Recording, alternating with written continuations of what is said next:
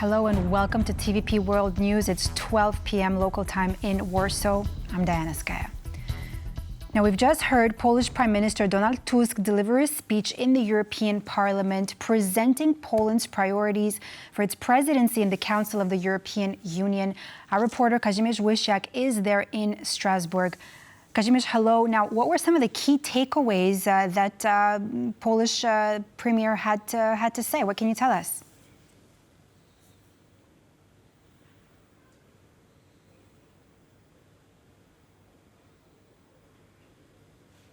Good afternoon.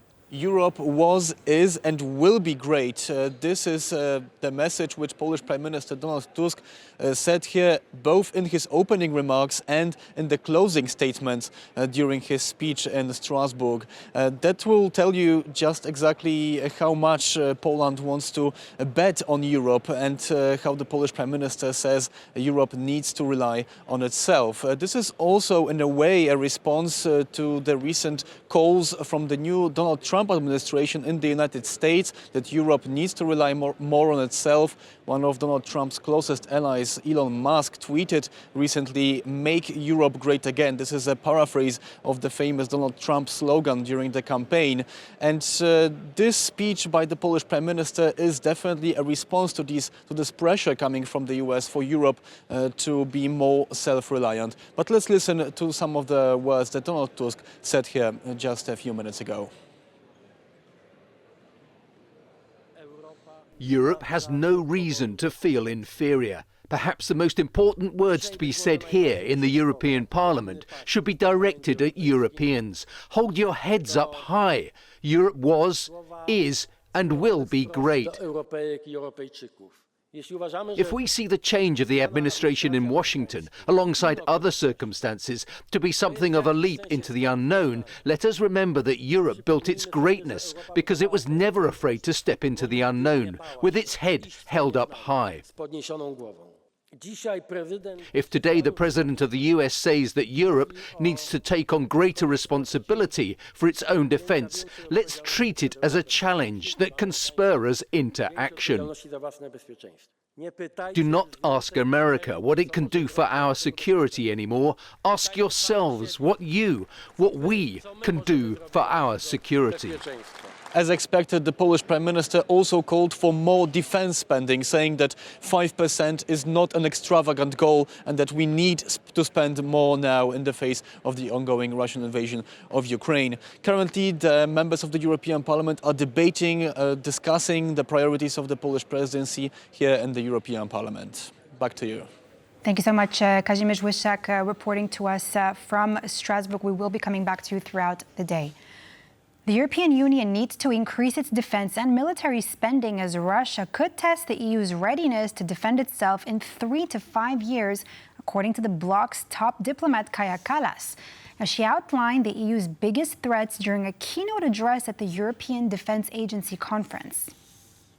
Many of our national intelligence agencies are giving us the information that Russia could test EU's readiness to defend itself in 3 to 5 years. Who else are we listening to if not them? We need to have public understanding of the threats we face. Last year, member states collectively spent an average 1.9% of GDP on defense. Russia is spending 9%. We spent billions on our schools, welfare, healthcare. But if we do not invest more in defense, all of this is at risk. Ukraine is buying us time. No, we are not yet at war, not yet. But as my friend Mark Rutte said when he stood on this stage a few weeks ago, we are not at peace either. We need to prepare. There's nothing that cannot be weaponized against us today. Putin's regime is already undertaking increasingly brazen acts of sabotage. Hybrid attacks are often used to prelude to conventional attack, and they are conducted in parallel with the conventional attacks.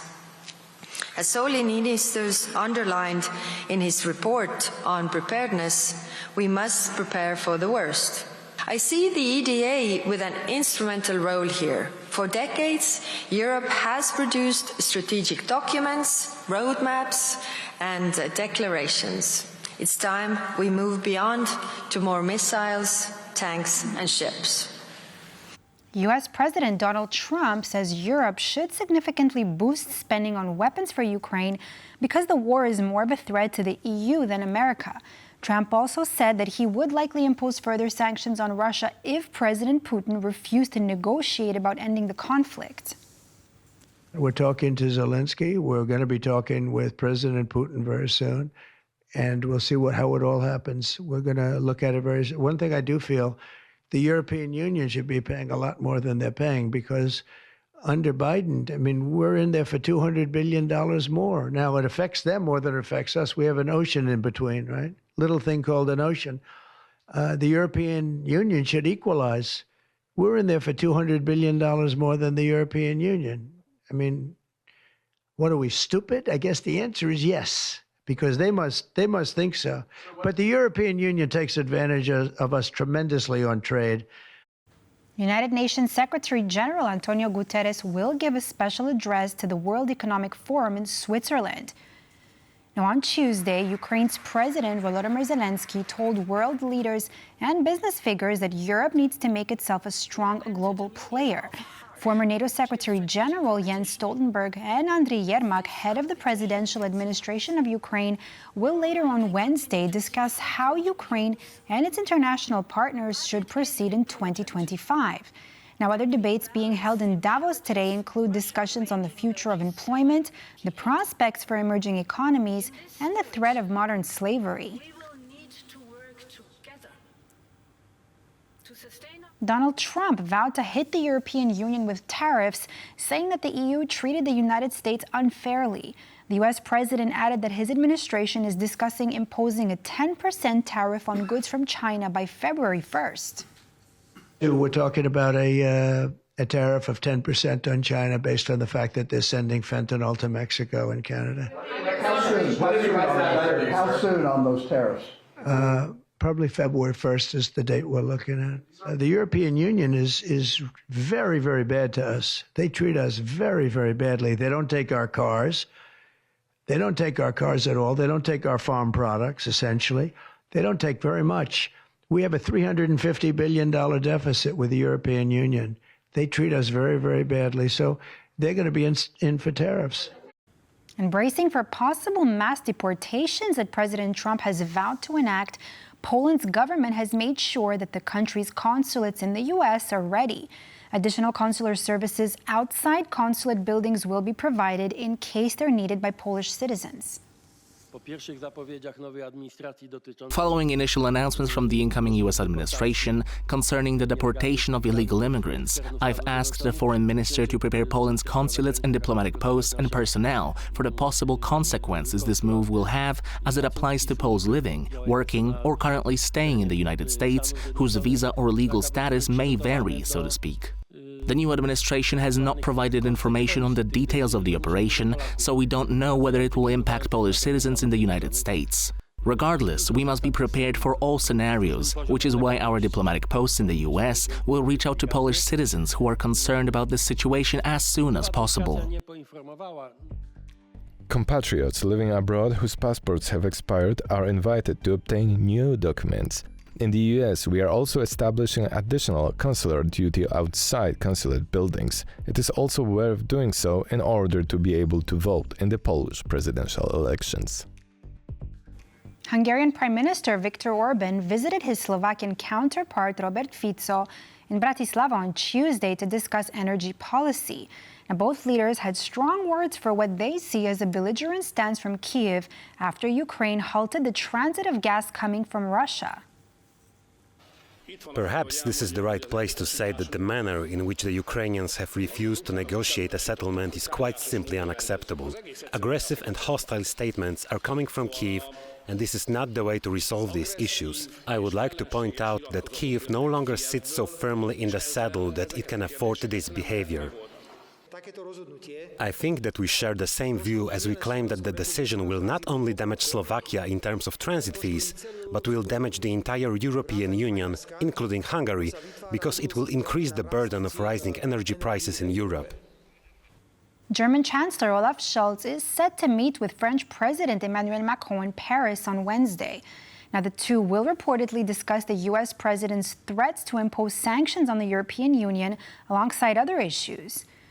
Now, Scholz and Macron are expected to call for a quick response if the United States follows through on threats to impose tariffs on European exports, despite the leaders' policy differences and recently weakened political positions.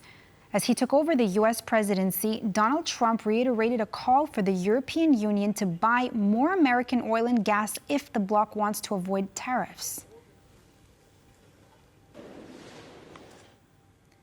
4 people were wounded last evening in Tel Aviv after a terrorist went on a stabbing spree. Now, according to the Israeli police, the assailant was a Moroccan national and a U.S. green card holder who was flagged by security when arriving in the country. Now, the perpetrator was killed on the scene by security forces. Now, the attack occurred in Nahalat Benyamin, a trendy neighborhood in Tel Aviv. The victims included 3 people in their 20s and 1 59-year-old. According to the Magen David Adom ambulance service, all are in stable condition. Now, the perpetrator entered Israel on January 18th with a tourist visa. According to Israel's Shin Bet security service, the Moroccan national first underwent a security assessment, which included an interrogation as well as additional checks, and at the end of which it was decided that there was no information that established grounds to prevent him entering Israel for security reasons. The Shin Bet is now investigating the case further. And moving on to sports and tennis. Poland's Iga Świątek powered into her second Australian Open semi-final with a 6-1, 6-2 center court rushing of 8th seed Emma Navarro. Now, the world number 2 has moved one step closer to ending her title drought at the Australian Open after wrapping up a straightforward but controversial quarter-final win over Navarro. Now, it came as video evidence suggested she failed to get to a mid-rally drop shot before the ball had hit the court for a second time. Navarro questioned the umpire immediately after Świątek had later hit the winner, but the American's decision to play out the point meant there would be no review. Świątek will now face American Madison Keys, against whom she has a 4-1 win record.